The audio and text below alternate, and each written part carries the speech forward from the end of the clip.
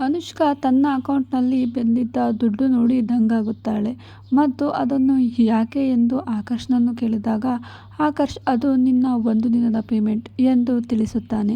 ಈ ವಿಚಾರ ಕೇಳಿ ಅನುಷ್ಕಾಳಿಗೆ ಖುಷಿಯಾಗುತ್ತದೆ. ಆಕರ್ಷ್ಗೆ ಕೂಡ ಪ್ರಾಜೆಕ್ಟ್ ಓಕೆ ಆಗಿರುವುದು, ಅವನ ಕಂಪನಿ ಎಲ್ಲ ಡಿಸೈನ್ಗಳಿಗೂ ಮೊದಲ ಬಹುಮಾನ ಬಂದಿದ್ದು ಖುಷಿ ತಂದಿತ್ತು. ಆದರೆ ಅಷ್ಟರೊಳಗೆ ಅನುಷ್ಕಾ ಮತ್ತು ರೋಹನ್ ಇಬ್ಬರೂ ನೀಡಿದ್ದ ಪೋಸ್ಗಳು, ಫೋಟೋಗಳು ರಾಘವ್ ಕೈಗೆ ತಲುಪಿದ್ದವು. ಇನ್ನು ಒಂದು ವಾರವಿದ್ದ ತನ್ನ ಮಲೇಷಿಯಾ ಟ್ರಿಪ್ ಕ್ಯಾನ್ಸಲ್ ಮಾಡಿ ವಾಪಸ್ಸಾಗುತ್ತಿದ್ದ. ಇದರ ಅರಿವಿಲ್ಲದ ಆಕರ್ಷ್ ಈ ವಿಚಾರ ತಿಳಿಸಲು ರಾಘವ್ಗೆ ಕಾಲ್ ಮಾಡಿದರೆ ಫೋನ್ ಸ್ವಿಚ್ ಆಫ್ ಬರುತ್ತಿತ್ತು.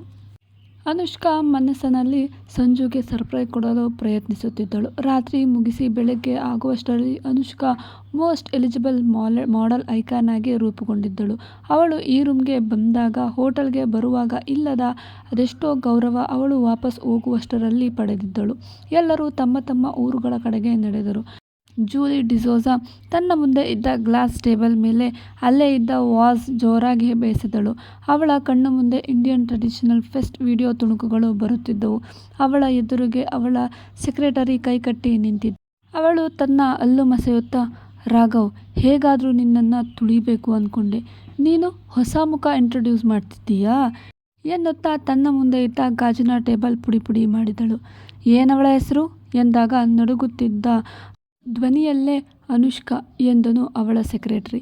ಅನುಷ್ಕಾ, ಇದೆ ಈ ಟೇಬಲ್ಗಾದ ಪರಿಸ್ಥಿತಿ ನಿನಗೇ ಆಗುವುದು ಎನ್ನುತ್ತಾ ಕೈಯಲ್ಲಿ ಸಿಗರೇಟ್ ಹಿಡಿದು ಅದರ ಹೊಗೆಯಲ್ಲೇ ಕಣ್ಣು ಸಣ್ಣಗೆ ಮಾಡಿ ಪದೇ ಪದೇ ಅನುಷ್ಕಾ ವಿಡಿಯೋವನ್ನೇ ನೋಡುತ್ತಿದ್ದಳು. ಅನುಷ್ಕಾ ತನಗೆ ಬಂದಿದ್ದ ಪೇಮೆಂಟ್ ಮತ್ತು ಈ ತಿಂಗಳ ಸ್ಯಾಲರಿಯಲ್ಲಿ ತನ್ನ ತಮ್ಮನಿಗೆ ಬೇಕಿರುವ ಟ್ಯೂಷನ್ ಅರೇಂಜ್ ಮಾಡಿದ್ದಳು ಮತ್ತು ಸಂಜುಗೋಸ್ಕರ ಒಂದು ಸ್ಕೂಟಿ ಕೂಡ ತಂದಿದ್ದಳು. ಸಂಜು ಕಾಲೇಜ್ ಮುಗಿಸಿ ಬಂದೊಡನೆ ಹೊಸ ಸ್ಕೂಟಿ ನೋಡಿ ಮನೆಗೆ ಒಳಗೆ ಓಡಿ ಬಂದು, ಅಕ್ಕ ಅಕ್ಕ ಯಾವಾಗ ಬಂದೆ, ಹೊಸ ಸ್ಕೂಟಿ ತಂದಿದ್ದೀಯಾ ನನಗಾ, ವಾವ್, ಸೋ ಥ್ಯಾಂಕ್ಸ್ ಎನ್ನುತ್ತಾ ಖುಷಿಪಟ್ಟಿದ್ದಳು. ಅನುಷ್ಕಾಗೆ ಈ ರೀತಿ ಯಶಸ್ಸು ಸಿಕ್ಕಿರುವುದನ್ನು ನೋಡಿದ ಕೇಶವ್ ತನ್ನ ಕನ್ನಡಕವನ್ನು ತೆಗೆದು, ಮಗಳೇ, ನಿನ್ನನ್ನು ನಿನ್ನಮ್ಮ ಈ ರೀತಿ ನೋಡಿದ್ದರೆ ಅದೆಷ್ಟು ಖುಷಿಪಡುತ್ತಿದ್ದಳು ಎಂದು ತಬ್ಬಿ ಮುದ್ದಿಸಿದ್ದರು. ಸುನೀತಾ ಅವಳಿಗಾಗಿ ತಂದಿದ್ದ ಚಾಕ್ಲೇಟ್ ಬಿಸ್ಕೆಟ್ ನೋಡಿ, ಇಷ್ಟೆಲ್ಲ ಫ್ಲೈಟಲ್ಲೇ ಕೊಟ್ರಾ ನನಗೆ ಎನ್ನುವಾಗ ನಗುವ ಸಂಜನಾಳನ್ನು ನೋಡಿ ಸುನೀತಾ, ಇಲ್ಲ ಅತ್ತೆ, ಇವು ನಿಮಗಾಗಿ ನಾನು ತಂದಿದ್ದು ಎನ್ನುತ್ತಾ ನಗುವಳು. ಅಷ್ಟರಲ್ಲಿ ಅನುಷ್ಕಾಳ ಫೋನ್ ರಿಂಗ್ ಆಗಿತ್ತೊಡಗಿತು. ಅನುಷ್ಕಾ ಯಾರೆಂದು ನೋಡಿದರೆ ರಾಘವ್ ನಂಬರ್ ಇಂದ. ಇದೇನಿದು, ಮಲೇಷಿಯಾದಲ್ಲಿದ್ದಾರೆ ನೋಡುದು, ಅವರದೇ ನಂಬರಿಂದ ಕಾಲ್ ಬಂದಿದೆಯಲ್ಲ ಎನ್ನುತ್ತಾ ಫೋನ್ ಹಿಡಿದು ಮನೆಯಿಂದ ಆಚೆ ಬಂದ ಅನುಷ್ಕಾ ಫೋನ್ ತೆಗೆದು, ಹೆಲೋ ಸರ್ ಎನ್ನುವಷ್ಟರಲ್ಲಿ ಇಮಿಡಿಯೇಟಾಗಿ ಆಫೀಸ್ಗೆ ಬಾ, ನಾನು ಸ್ವಲ್ಪ ಮಾತಾಡಬೇಕು ಎನ್ನುವ ರಾಘವ್ನ ಸಿಟ್ಟಿಗೆ ಧ್ವನಿ ಕೇಳಿದ ಅನುಷ್ಕಾ ಎದುರಿಗೆ, ಸರ್ ನಾನು ಇವತ್ತು ಎನ್ನುವಷ್ಟರಲ್ಲಿ, ನೀನೇ ಬರ್ತೀಯಾ ಇಲ್ಲ ನಾನು ನಿಮ್ಮನೆ ಹತ್ರ ಬರಬೇಕಾ ಎನ್ನುವಾಗ ನಿಜವಾಗಿಯೂ ಹೆದರಿದ ಅನುಷ್ಕಾ, ಇಲ್ಲ ಸರ್ ಬರ್ತೀನಿ ಎನ್ನುತ್ತಾ ಕಾಲ್ ಕಟ್ ಮಾಡಿದಳು.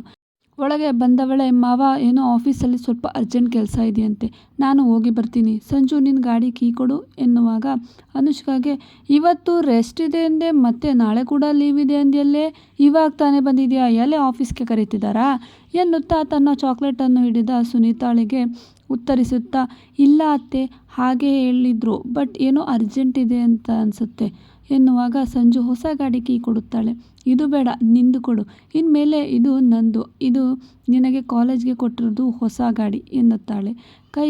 ಹಳೆಯ ಗಾಡಿಯ ಕೀ ಪಡೆದು ಎಷ್ಟು ಸಾಧ್ಯವೋ ಅಷ್ಟು ಬೇಗ ಆಫೀಸ್ ಕಡೆ ಹೊರಟಳು. ಏಕೆಂದರೆ ಅವಳಿಗೂ ಗೊತ್ತಿತ್ತು, ರಾಘವ್ ಇವಳು ಬೇಗ ಹೋಗಿಲ್ಲ ಅಂದರೆ ಪಕ್ಕಾ ಮನೆಗೆ ಬರ್ತಾನೆ ಎಂದು. ಈ ಕಡೆ ರಾಘವ್ ಚೇಂಬರಲ್ಲಿ ಆಕರ್ಷ್ ಏನೋ ದೊಡ್ಡ ತಪ್ಪು ಮಾಡಿರುವ ವ್ಯಕ್ತಿಯಂತೆ ನಿಂತಿದ್ದ. ಅದು ಅಣ್ಣ ಎನ್ನುವ ಅವನಿಗೆ ಡೆವಿಲ್ ಲುಕ್ ಕೊಟ್ಟ ರಾಘವ್, ನಿನಗೆ ಯಾರು ಪರ್ಮಿಷನ್ ಕೊಟ್ಟಿದ್ದು ಎನ್ನುವಾಗ, ಅದು ಜೂಲಿ ಬರಲಿಲ್ಲ ಹಾಗಾಗಿ ಅಂತಷ್ಟೇ ಹೇಳಿ ಸುಮ್ಮನಾದ. ಅವಳು ಬಂದಿಲ್ಲ ಅಂದರೆ ನನ್ನ ಪರ್ಮಿಷನ್ ಇಲ್ಲದೆ ಹೇಗೆ ಅನುಷ್ಕಾಳನ್ನು ಈ ಕೆಲಸಕ್ಕೆ ಬಳಸಿಕೊಂಡೆ, ಅವಳ ಲೈಫ್ನ ಇಷ್ಟು ದೊಡ್ಡ ಡಿಸಿಷನ್ ತಗೊಳ್ಳೋಕೆ ನಿನಗೆ ಯಾರು ಪರ್ಮಿಷನ್ ಕೊಟ್ಟಿದ್ದು, ನಿನಗೆ ನಾನು ಮೊದಲೇ ವಾರ್ನಿಂಗ್ ಕೊಟ್ಟಿದ್ದೆ ಅಲ್ವಾ ಎನ್ನುವ ರಾಘವ್ ಮಾತಿಗೆ ಹಣೆಯಲ್ಲಿನ ಬೆವರು ಒರೆಸಿಕೊಳ್ಳುತ್ತಾ ನನ್ನ ಸೆಕ್ರೆಟರಿ ಅನಿಲ್ನನ್ನು ನೆನೆಸಿಕೊಳ್ಳುತ್ತಾ, ಅನಿಲಾ, ಇದೇ ನಿನಗೆ ಅನ್ಯಾಯವಾಗಿ 2 ಮುತ್ತು ವೇಸ್ಟ್ ಆಗಿದ್ವು ಎನ್ನುಕೊಳ್ಳುತ್ತಾ, ಬಿಡು ಅಣ್ಣ, ಇವಾಗ ಅತ್ತಿಗೆಯೂ ನಿನ್ನಷ್ಟೇ ಫೇಮಸ್ ಐಕಾನ್ ಆಗಿದ್ದಾರೆ, ನೀನು ಖುಷಿಯಾಗಿ ಹೇಳ್ಕೋಬೋದಲ್ವಾ, ನಾನು ದೊಡ್ಡ ಮಾಡೆಲನ್ನೇ ಮದುವೆ ಆಗ್ತಿದ್ದೀನಿ ಎನ್ನುತ್ತಾನೆ. ಈ ಮಾತು ಬದಲಿಸಲು ಪ್ರಯತ್ನಿಸಿದ್ದನ್ನು ಕಂಡ ಆಕರ್ಷ್ ಮುಖ ನೋಡಿದ ರಾಘವ್ ಜಸ್ಟ್ ಗೆಟ್ ಲಾಸ್ಟ್ ಎನ್ನುವಷ್ಟರಲ್ಲಿ ರಾಘವ್ ಡೋರ್ ಬಳಿ ಬಂದ Anushka may I coming sir ಎನ್ನುವಾಗ ಆಕರ್ಷ್ ಕಡೆ ಲುಕ್ ನೀಡಿದ ರಾಘವ್ ಎಸ್ ಎನ್ನುತ್ತಾನೆ. ರಾಘವ್ನ ಲುಕ್ ತಿಳಿದ ಆಕರ್ಷ್ ಸದ್ಯ ಬಚಾವಾದೆ, ಈಗ ಅಣ್ಣ ಈ ಅನುಷ್ಕಾಗೆ ಏನು ಮಾಡ್ತಾನೋ ಎನ್ನುತ್ತಾ ಆಚೆ ಹೋಗುತ್ತಾನೆ. ಅವನನ್ನೇ ನೋಡಿದ ಅನುಷ್ಕಾ ಅವನ ಮುಖದಲ್ಲಿರುವ ಭಾವನೆ ಅರಿತಿದ್ದಳು. ಇದೇನಾಗಿದೆ, ನಾವು ನೋಡಿದ್ರೆ ಪ್ರಾಜೆಕ್ಟ್ ಗೆಲ್ತಲ್ಲ, ಆದರೂ ಯಾಕೋ ಆಕರ್ಷ್ ಸರ್ ಈ ಥರ ಮುಖ ಮಾಡ್ಕೊ ಹೋಗ್ತಿದ್ದಾರೆ. ಏ ಹುಚ್ಚಪ್ಪ ಏನು ಮಾಡೋದ್ನಪ್ಪ ರೌಡಿ ಎನ್ನುತ್ತಾ ಮನಸ್ಸಿನಲ್ಲಿಯೇ ಆಫೀಸ್ನಲ್ಲಿ ನಮ್ಮಿಂದ ಏನಾದರೂ ತಪ್ಪಾಗಿದೆಯಾ, ಇಲ್ಲ ತಾನೇ, ಅವತ್ತು ನೋಡಿದ್ರೆ ರಾಘವ್ ಹೌಸ್ಗೆ ಅಲ್ವಾ ಫಸ್ಟ್ ಪ್ರೈಸ್ ಬಂತು, ಪ್ರಾಜೆಕ್ಟ್ ಕೂಡ ಓಕೆ ಆಯ್ತಲ್ಲ ಎಂದು ಮನಸ್ಸಲ್ಲೇ ಯೋಚಿಸುತ್ತಾ ಹಿಂದೆ ತಿರುಗಿ ಆಕರ್ಷ್ನನ್ನೇ ನೋಡುತ್ತಾ ಮುಂದೆ ಬರುತ್ತಿದ್ದಳು. ಅನುಷ್ಕಾಗೆ ದೊಡ್ಡ ಬಂಡೆಗೆ ಗುದ್ದಿದಂತೆ ಅನಿಸಿತ್ತು. ಏನೆಂದು ನೋಡಿದರೆ ಅದು ರಾಘವ್ನನ್ನು ಕತ್ತೆತ್ತಿ ನೋಡಿ ಸರ್ ಎನ್ನುವ ಅಷ್ಟರಲ್ಲಿ ಅನುಷ್ಕಾ ಅವನ ಕಣ್ಣಲ್ಲಿ ಬೆಂಕಿಯನ್ನೇ ಸೋಲಿಸುವಷ್ಟು ಕೆಂಪಗಿನ ಕೋಪ ತುಂಬಿತ್ತು. ಅವಳ ಕೈಕಾಲುಗಳು ನಡುಗಿದ ಅನುಭವ ಅವಳಿಗೆ ಅನಿಸುತ್ತಿತ್ತು. ಸರ್ ಎನ್ನುತ್ತಾ ಅವನಿಂದ ಹಿಂದೆ ಸರಿದಂತೆ ಅವಳನ್ನೇ ಹಿಂಬಾಲಿಸುತ್ತಿದ್ದ ರಾಘವ್ ಕೈಯಲ್ಲಿ ಒಂದು ಮ್ಯಾಗಝೀನ್ ಇತ್ತು. ಹಿಂದೆ ಸರಿಯುತ್ತಾ ಹೆದರುತ್ತಲೇ ಸರ್ ಎನ್ನುತ್ತಾ ಗೋಡೆಗೆ ತಾಗಿದಳು ಅನುಷ್ಕಾ. ಅವಳನ್ನು ಅವಳಷ್ಟೇ ನಿಧಾನವಾಗಿ ಹಿಂಬಾಲಿಸುತ್ತಾ ಅದೇ ಕೋಪದ ಮುಖವನ್ನು ಹೊತ್ತು ರಾಘವ್ ನಡೆಯುತ್ತಿದ್ದ. ಅನುಷ್ಕಾಳನ್ನು ಗೋಡೆಗೆ ಒರಗಿಸಿ ನಿಂತ ರಾಘವ್ ತನ್ನ ಮುಂದೆ ರಾಘವ್ನ ಕೋಪದ ಕಣ್ಣಿಗೆ ಹೆದರಿ ಕಣ್ಣು ಮುಚ್ಚುವಷ್ಟರಲ್ಲಿ ಅವಳ ಮುಂದೆ ಒಂದು ಮ್ಯಾಗಝೀನ್ ಹಿಡಿದ ರಾಘವ್ ವಾಟ್ ಈಸ್ ದಿಸ್ ಎನ್ನುತ್ತಾ ತೋರಿದ. ಅದರಲ್ಲಿ ಅನುಷ್ಕಾ ಮತ್ತು ರೋಹನ್ ಇಬ್ಬರು ಒಬ್ಬರಿಗೆ ಒಬ್ಬರು ಹಿಡಿದು ನೀಡಿರುವ ಪೋಸ್, ಇಬ್ಬರು ಬೇಕಂತಲೇ ನೀಡಿರುವ ಪೋಸ್ನಂತೆ ಕಂಡರೂ ಅದು ಆಗಿದ್ದು ಅಚಾನಕ್ಕಾಗಿ. ಆದರೆ ಆ ವಿಚಾರ ರಾಘವ್ಗೆ ತಿಳಿದಿಲ್ಲ. ಅದನ್ನು ನೋಡುತ್ತಿದ್ದ ಅನುಷ್ಕಾ ಚೆನ್ನಾಗಿದೆ ತಾನೆ ಎಂದುಕೊಳ್ಳುತ್ತಾ ಸರ್ ಎನ್ನುವಷ್ಟರಲ್ಲಿ ವಾಟ್ ಸರ್ ಎಂದು ಕೂಗಿದ ರಾಘವ್. ಮತ್ತೆ ಬೆಚ್ಚಿದ ಅನುಷ್ಕಾ ಏನು ಮಾತನಾಡದೆ ಅವನನ್ನೇ ನೋಡುತ್ತಿದ್ದಳು.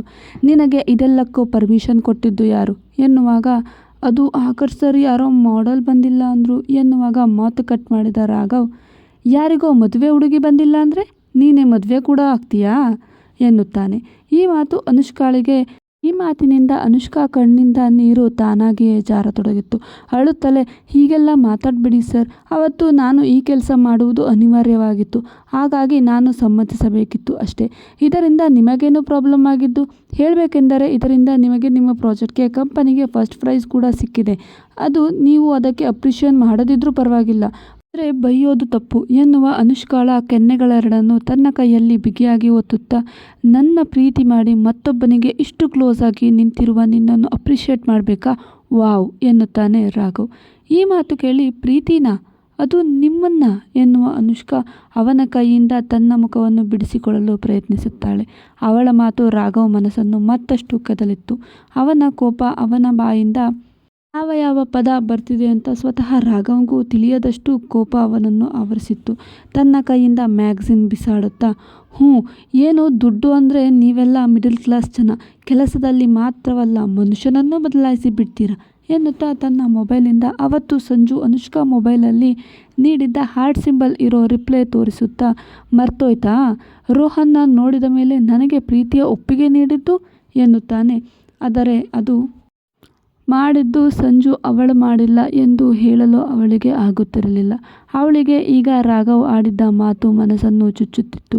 ತನ್ನ ಎಲ್ಲ ಶಕ್ತಿ ನೀಡಿ ರಾಘವ್ನನ್ನು ಹಿಂದೆ ತಳ್ಳಿ ಒಬ್ಬ ಹೆಣ್ಣಿನ ಮೇಲೆ ಈಗೆಲ್ಲ ಮಾತನಾಡೋಕ್ಕೆ ನಿಮಗೆ ನಾಚಿಕೆ ಆಗಲ್ವಾ? ಛೇ, ನಿಮ್ಮನ್ನು ಕೇವಲ ಕೋಪಿಷ್ಟ ಅಂದ್ಕೊಂಡಿದ್ದೆ, ಆದರೆ ನೋಡಿದ್ರೆ ಯು ಆರ್ ಎ ಸ್ಯಾಡಿಶ್ ಎನ್ನುತ್ತಾ ಹೋಗುವಾಗ ಅವಳ ಕೈ ಹಿಡಿದು ಮತ್ತೆ ಗೋಡೆಗೆ ಅಂಟಿಸುತ್ತಾ ಎಸ್ ಐ ಆಮ್ ಸ್ಯಾಡಿಸ್, ಬಟ್ ನೀನು ಈ ರೀತಿಯೆಲ್ಲ ದುಡ್ಡಿಗಾಗಿ ನವರಿಂಗ ಆಟ ಆಡ್ತಿದ್ದೀಯಲ್ಲ, ನೀನು ಯಾರು ಎನ್ನುವಾಗ ತನ್ನ ಕಿವಿ ಮುಚ್ಚಿಕೊಳ್ಳುತ್ತಾ ಪ್ಲೀಸ್ ಈ ರೀತಿ ಪದಗಳನ್ನು ನನ್ನ ಮುಂದೆ ಬಳಸಬೇಡಿ. ನಾನು ನಿಮ್ಮನ್ನು ಪ್ರೀತಿ ಮಾಡ್ತಿದ್ದೀನಿ ಅಂತ ನಾನು ಯಾವತ್ತೂ ಮೆಸೇಜ್ ಮಾಡಿಲ್ಲ. ನಿಮಗೆ ನಾನು ಯಾವತ್ತೂ ನನ್ನ ಪರ್ಸ್ನಲ್ ಲೈಫ್ಗೆ ಎಂಟ್ರಿ ಕೊಡೋಕ್ಕೆ ಅವಕಾಶ ಕೊಟ್ಟಿಲ್ಲ ಆ್ಯಂಡ್ ಕೊಡೋದೂ ಇಲ್ಲ. ನನ್ನ ಬಗ್ಗೆ ಹೇಗೆ ಬೇಕೋ ಹಾಗೆ ಮಾತಾಡೋ ಅಧಿಕಾರ ನಿಮಗಿಲ್ಲ ಎನ್ನುತ್ತಾಳೆ Anushka. You are mine, so ನನ್ನ ಹುಡುಗಿ ಇನ್ನೊಬ್ಬನ ಹೇಗೆ ತಪ್ಪಿಕೊಂಡು ನಿಂತಿರೋದು ನನಗೆ ಸಹಿಸೋಕ್ಕಾಗಲ್ಲ. ಅದು ಅಲ್ಲದೆ ಈ ಪ್ರೊಫೆಷನ್ಗೆ ನನ್ನ ಪರ್ಮಿಷನ್ ಇಲ್ಲದೆ ನೀನು ಧುಮುಕಿರೋದು ನನಗೂ ಇಷ್ಟ ಇಲ್ಲ. ಇದೇ ಲಾಸ್ಟ್ ಟೈಮ್, ಇನ್ನೊಂದು ಸಾರಿ ಯಾವುದೇ ಹುಡುಗನ ಜೊತೆ ಈ ರೀತಿ ಇದ್ದರೆ ಅವನಂತೂ ಬದುಕಿರಲ್ಲ ಎನ್ನುವ ರಾಘವ್ ಅನುಷ್ಕಾ ಮಾತನ್ನು ಕೇಳಿಸಿಕೊಳ್ಳುವ ವ್ಯವಧಾನದಲ್ಲಿ ಇರಲಿಲ್ಲ. ಅವತ್ತಿನ ಅನುಷ್ಕಾ ಪರಿಸ್ಥಿತಿ ಅವನಿಗೆ ತಿಳಿಯುತ್ತಿರಲಿಲ್ಲ. ಅನುಷ್ಕಾ ಮನಸ್ಸು ಈಗಷ್ಟೇ ರಾಘವ್ ಬಗ್ಗೆ ಒಂದು ಒಳ್ಳೆ ಭಾವನೆ ಬರುತ್ತಿತ್ತು. ಆದರೆ ಇಂದು ಅವನು ಮಾತನಾಡಿದ ಒಂದೊಂದು ಪದಗಳು ಅವಳನ್ನು ಜೀವಂತವಾಗಿಯೇ ಸಾಯಿಸಿದ್ದವು. ಅವನ ಸಿಟ್ಟು ಎಲ್ಲೆ ಮೀರಿತ್ತು. ಅವಳು ರಾಘವ್ ಧ್ವನಿಗೆ ಸರಿಸಮವಾಗಿ ಧ್ವನಿ ಏರಿಸಿಯೇ, ನಿನಗೆ ನನ್ನ ಲೈಫಲ್ಲಿ ಮಧ್ಯಪ್ರವೇಶಿಸಲು ಅಧಿಕಾರ ಇಲ್ಲ. ಆ್ಯಂಡ್ ನೀನೇ ಹೇಳಿದ್ರಲ್ಲ, ದುಡ್ಡಿಗಾಗಿ ಮಿಡಲ್ ಕ್ಲಾಸ್ ಜನ ಏನಾದರೂ ಮಾಡ್ತಾರೆ ಅಂತ. ಹೌದು, ಹಾಗೆ ಅಂದ್ಕೊಳ್ಳಿ. ನಾನು ದುಡ್ಡಿಗಾಗಿ ಮಾಡೆಲಿಂಗ್ ಜಗತ್ತಲ್ಲಿ ಕಾಲಿಟ್ಟಿದ್ದೀನಿ. ಆ್ಯಂಡ್ ದುಡ್ಡಿಗಾಗಿ ನಾನು ಇದೇ ಜಗತ್ತಿನಲ್ಲಿ ಮುಂದುವರಿತೇನೆ. ನಿಮ್ಮ ಕಂಪನಿಗಿಂತ ಬೇರೆ ಕಂಪನಿಯಲ್ಲಿ ಹೆಚ್ಚು ದುಡ್ಡು ಕೊಟ್ಟರೆ ಅಲ್ಲಿಗೂ ಹೋಗ್ತೀನಿ ನಾನು ಎನ್ನುವ ಅವಳು ಸಿಟ್ಟಿನಿಂದಲೇ ಹಿಂದೆ ತಿರುಗುತ್ತಾಳೆ. ಈ ಮಾತು ಕೇಳಿದ ರಾಘವ್ ತನ್ನ ಕೈಯನ್ನು ತೆಗೆದು ಅಲ್ಲೇ ಇದ್ದ ಗ್ಲಾಸ್ ವಾಲ್ಗೆ ಗುದ್ದಿದಾಗ ಒಂದು ಗ್ಲಾಸ್ ಕಿಟಕಿ ಚೂರು ಚೂರಾಗುತ್ತದೆ ಮತ್ತು ಸಾಕಷ್ಟು ಗಾಜುಗಳು ಅವನ ಕೈಯನ್ನು ಹೊಕ್ಕುತ್ತವೆ. ಕೈ ತುಂಬೆಲ್ಲ ರಕ್ತ ತುಂಬಿಕೊಳ್ಳುತ್ತದೆ. ರಾಘವನ ಹುಚ್ಚಾಟ ನೋಡಿದ ಅನುಷ್ಕಾಗೆ ಅವನ ಕೈನ ರಕ್ತ ನೋಡಿ ಹೆದರುತ್ತಾಳೆ. ತಕ್ಷಣ ಅವನ ರಕ್ತಸಿಕ್ತ ಕೈಯನ್ನು ಹಿಡಿದು ತನ್ನ ಕೈಯಿಂದ ಗಾಜು ಕೀಳಲು ನೋಡುವ ಅನುಷ್ಕಾ ಕೈಯಿಂದ ಮತ್ತೆ ತನ್ನ ಕೈ ಕಸಿದುಕೊಂಡು ಮತ್ತೆ ಗೋಡೆಗೆ ಗುದ್ದುಕೊಳ್ಳುತ್ತಾನೆ. ಗೊತ್ತಿಲ್ಲ, ಈ ಪರಿಸ್ಥಿತಿ ನೋಡಿ ಅನುಷ್ಕಾ ಮನಸ್ಸು ಕರಗುತ್ತೋ ಇಲ್ಲ ಅನುಷ್ಕಾ ಮನಸ್ಸು ಮೊದಲೇ ರಾಘವ್ಗಾಗಿ ಕರಗಿತ್ತೋ. ಅವಳು ಜೋರಾಗಿ ಅಳುತ್ತಾ, ಪ್ಲೀಸ್ ರಾಘವ್, ಪ್ಲೀಸ್ ನಿಲ್ಲಿಸಿ ಎನ್ನುವ ಅನುಷ್ಕಾಳನ್ನು ನೋಡುವ ರಾಘವ್ ತುಟಿಯಲ್ಲಿ ಒಂದು ಸಣ್ಣ ನಗು, ಆದರೆ ಕಣ್ಣಿನಲ್ಲಿ ಅದೇ ಕೋಪ. ನೋ, ಇನ್ನೊಂದು ಸಾರಿ ಹೇಳು, ನಾನು ಯಾರೂ ಅಲ್ವಾ ನಿನಗೆ? ಇನ್ನೊಂದು ಸಾರಿ ಹೇಳು, ನನ್ನ ಬಿಟ್ಟು ಹೋಗ್ತೀಯಾ? ಇನ್ನೊಂದು ಸಾರಿ ಹೇಳು, ಹೀಗೆ ಯಾರು ಬೇಕೆಂದವರ ಜೊತೆ ನಿಂತು ಫೋಟೋ ತೆಗೆಸ್ಕೋತೀಯಾ ಎನ್ನುತ್ತಾ ಅಷ್ಟೇ ಬಾರಿ ಕೈಯನ್ನು ಗೋಡೆಗೆ ಕೆಚ್ಚಿಕೊಳ್ಳುತ್ತಾನೆ. ಅನುಷ್ಕಾಗೆ ಏನು ಮಾಡುವುದು ಎನ್ನುವುದೇ ತಿಳಿಯುತ್ತಿಲ್ಲ. ಅವಳು ಎಷ್ಟೇ ತಡೆದರೂ ಅವನ ಕೈಯನ್ನು ಹಿಡಿಯಲು ಅವಳ ಕೈಗೆ ಆಗುತ್ತಿಲ್ಲ. ಒಂದೆರಡು ನಿಮಿಷದಲ್ಲಿ ಅವನ ಆಫೀಸ್ ಕ್ಯಾಬಿನ್ ನೆಲವೆಲ್ಲ, ಗೋಡೆಯ ಮೇಲೆಲ್ಲ ರಕ್ತದ ಬಣ್ಣ ತಿರುಗಿತು. ಸಾಕಷ್ಟು ಗಾಜುಗಳು ರಾಘವ್ ಕೈಯನ್ನು ಹೊಕ್ಕು ಕೂಡಿದ್ದವು. ಇದು ಅನುಷ್ಕಾಗೆ ತಿಳಿಯುತ್ತಿತ್ತು. ಏನು ಮಾಡೋದು ಎಂದು ತಿಳಿಯದೆ ಅನುಷ್ಕಾ, ಪ್ಲೀಸ್ ನಿನ್ನ ಬಿಟ್ಟು ಹೋಗಲ್ಲ, ಇನ್ಯಾವತ್ತೂ ಮಾಡಲಿಂಗ್ ಮಾಡಲ್ಲ, ಪ್ಲೀಸ್ ನಿಲ್ಲಿಸಿ, ಕೈ ಕೊಡಿ ಎನ್ನುತ್ತಾ ಅಳುವಾಗ ಕೈ ನಿಲ್ಲಿಸಿದ ರಾಘವ್ ಅದೇ ಕೈನ ತೋರುಬೆರಳನ್ನು ತನ್ನ ತುಟಿಯ ಮೇಲೆ ಟಚ್ ಮಾಡಿಕೊಳ್ಳುತ್ತಾ, ಕಿಸ್ಮಿ ಎನ್ನುತ್ತಾ ಕಣ್ಣು ಮುಚ್ಚಿದ್ದ. ಅನುಷ್ಕಾ ಇವನೆಂಥ ಹುಚ್ಚ ಅನ್ನಿಸಿತು. ಅದೆಲ್ಲ ಆಮೇಲೆ, ಪ್ಲೀಸ್ ಕೈ ಕೊಡಿ ಎನ್ನುತ್ತಾಳೆ. ಮತ್ತೆ ಕೈ ಹಿಂದೆ ಎಳೆದುಕೊಂಡ ರಾಘವ್ ನೋ ಎನ್ನುವಾಗ ಅಳುತ್ತಲೇ ಅವನ ತುಟಿಗೆ ಮುತ್ತಿಡಲು ಹೋಗುವ ಅನುಷ್ಕಾಗೆ ತನ್ನೆರಡು ಕೈಯಿಂದ ಬಳಸುತ್ತಾನೆ. ಅನುಷ್ಕಾ, ಪ್ಲೀಸ್ ರಾಘವ್ ಸರ್, ಕೈ ಕೊಡಿ ಎನ್ನುವಾಗ ಕಾಲ್ ಮೀ ರಾಘವ್ ಅಗೇನ್ ಎನ್ನುತ್ತಾನೆ. ಸರಿ, ಕೈ ಕೊಡಿ ರಾಘವ್ ಎಂದು ಸಿಟ್ಟಿನಲ್ಲೇ ಕೇಳಿದ ಅನುಷ್ಕಾಗೆ ಕೈ ಮುಂದೆ ನೀಡಿದ ರಾಘವ್ ಒಂದು ಮೋಹಕನಗೆ ಬೀರುತ್ತಾನೆ. ಅವನ ಮುಖದಲ್ಲಿನ ಕೋಪ ಒಂದಿಷ್ಟು ಕಡಿಮೆಯಾಗಿತ್ತು, ಆದರೆ ಇನ್ನು ಅವನ ಪ್ರೀತಿಯ ಮೇಲಿನ ಜಲಸಿ ಕಡಿಮೆಯಾಗಿರಲಿಲ್ಲ. ಅನುಷ್ಕಾ ಅಳುತ್ತಲೇ ರಾಘವ್ ಕೈಯಿಂದ ಒಂದೊಂದು ಗಾಜು ತುಣುಕುಗಳನ್ನು ತೆಗೆಯುತ್ತಾಳೆ. ಅವಳ ಕಣ್ಣೀರು ಕೆನ್ನೆಯ ಮೇಲೆ ಜಾರುತ್ತಿದ್ದವು. ಅವಳ ಕೆನ್ನೆಯನ್ನೇ ನೋಡುತ್ತಿದ್ದ ರಾಘವ್ ಕಣ್ಣೀರು ಒರೆಸುತ್ತಾ, ನನ್ನನ್ನು ನೀನು ಲವ್ ಮಾಡಲ್ವಾ ಎನ್ನುವಾಗ ಸಿಟ್ಟಿನಿಂದ ಗಾಜು ಬೀಜನ್ನು ತೆಗೆಯುತ್ತಿದ್ದ ಅನುಷ್ಕಾ, ದುಡ್ಡಿಗಾಗಿ ಕೆಲಸ ಮತ್ತು ಮನುಷ್ಯರನ್ನು ಬದಲಿಸೋ ಈ ಮಿಡಲ್ ಕ್ಲಾಸ್ ಹುಡುಗಿಯ ಪ್ರೀತಿ ನಿಮ್ಮಂಥವರಿಗ್ಯಾಕೆ ಎನ್ನುತ್ತಾ ತನ್ನ ಭುಜದಿಂದ ಅವನ ಕೈ ತಳ್ಳಿ ತನ್ನ ಭುಜದಲ್ಲೇ ಕಣ್ಣೀರು ಒರೆಸಿಕೊಳ್ಳುತ್ತಿರುತ್ತಾಳೆ. ಅವಳನ್ನು ನೋಡಿ ನಗುವ ರಾಘವ್, ಈ ಗುಣವೇ ನಿನಗೆ ಸೋಲುವಂತೆ ಮಾಡುತ್ತದೆ ಎನ್ನುತ್ತಾ ಅವಳ ಹಣೆಗೆ ಮುತ್ತಿಟ್ಟು ಅವಳ ಮುಂಗುರಳನ್ನು ಸರಿ ಮಾಡುತ್ತಾನೆ. ಇನ್ನು ಅನುಷ್ಕಾ ಅವನ ಕೈಯಿಂದ ಗಾಜು ಚೂರುಗಳನ್ನು ಅಳುತ್ತಲೇ ಕೀಳುತ್ತಿರುತ್ತಾಳೆ. ಆದರೆ ಆ ಗಾಜಿನ ನೋವು ರಾಘವ್ಗೆ ಸ್ವಲ್ಪವೂ ಇಲ್ಲ. ಅವನಿಗೆ ಕೇವಲ ಅನುಷ್ಕಾಳು ಅವನ ಬಳಿ ಇರುವುದೇ ಹೆಚ್ಚು ಖುಷಿ ನೀಡುತ್ತಿರುತ್ತದೆ. ಮುಂದೆ ಏನಾಗಬಹುದು ನಿರೀಕ್ಷಿಸಿ. ಇಂತಿ ನಿಮ್ಮ ಪ್ರೀತಿಯ ನಗುಮುಖದೊಂದಿಗೆ ಪ್ರೇಮ ಕಥೆ ನಿಮ್ಮ ಜೊತೆ ವಿತ್ ಕನ್ನಡತಿ. ಈ ಕಥೆ ನಿಮಗೆ ಇಷ್ಟವಾದರೆ ಒಂದು ಲೈಕ್ ಮಾಡಿ ಮತ್ತು ಚಾನಲನ್ನು ಸಬ್ಸ್ಕ್ರೈಬ್ ಮಾಡೋದನ್ನು ಮರೆಯಬೇಡಿ. Thank you.